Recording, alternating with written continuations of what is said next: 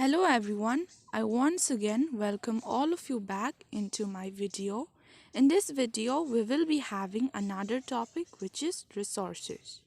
And in the index, we have introduction to resources, characteristics of resources, classification of resources, and importance of resources. So, first of all, we have introduction to resources. Resources refers to all the materials of this earth which are needed by us to satisfy our wants. For example, air, water, soil, coal, petroleum, natural gas, etc. Now we have another topic which is characteristics of resources. Any materials to be resources should have the following characteristics. Number 1, utility. Number 2, functionality. And number 3, dynamism. Here, utility states that any commodity or material to be resource should be useful to the human beings. And functionality means the ability of any commodity to function is functionality. Each and every resource has its own utility and functionality. And number 3, dynamism states that resources are dynamic, as the resources which may not be useful to us today may be useful in the future. For example, ocean water. Now we have another topic, that is classification of resources. On the basis of origin, resources can be classified as natural resources, human-made resources, and human resources. And based on structure, we have abiotic resources and biotic resources. Now, on the basis of durability, we have renewable resources and non-renewable resources. And on the basis of ownership, we have individual resources, national resources, and international resources. Now, let us know what are natural resources. When a resource is found free from nature, then it is said as natural resource. For example, air, water, etc. Now we have human-made resources. When the resources are made by the humans, then it is said as human-made resources. For example, soap, plastics, etc. Now we have human resource.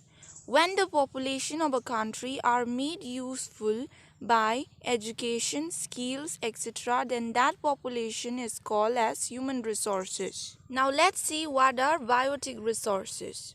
The resources which have life are called biotic resources. For example, plants, animals, etc.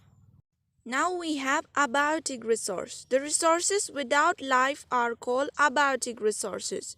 For example, air, water, soil, etc. Now let's see what are renewable resources. The resources that never gets exhausted on this earth are called renewable resources. For example, air, water, etc. Now we have non-renewable resources. The resources that gets exhausted on this earth due to its unlimited use is called non-renewable resources. For example, coal, mineral oil, etc. Now we have individual resources. The resources belonging to an individual person is known as individual resources. For example, land, jewelries, etc. Now we have another type of resource, that is national resources. The resources which are under the possession of a particular country like land, rivers, etc. are all known as national resources. Now we have international resources. The resources which are under the possession of the whole world is known as international resources.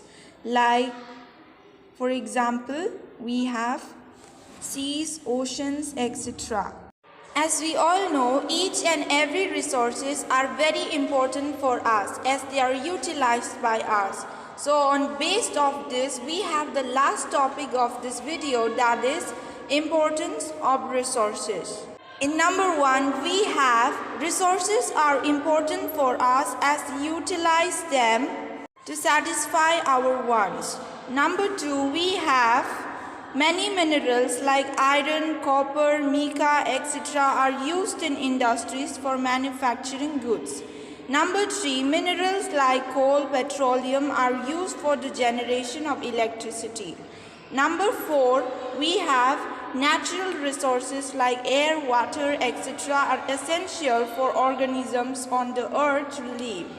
Number 5, we have minerals like nitrogen are used in fertilizers to increase agricultural production, etc. So these are some of the resources which are used by us. So we see that resources are used by us to satisfy our wants. So they are very important to us, and that's all this video was about.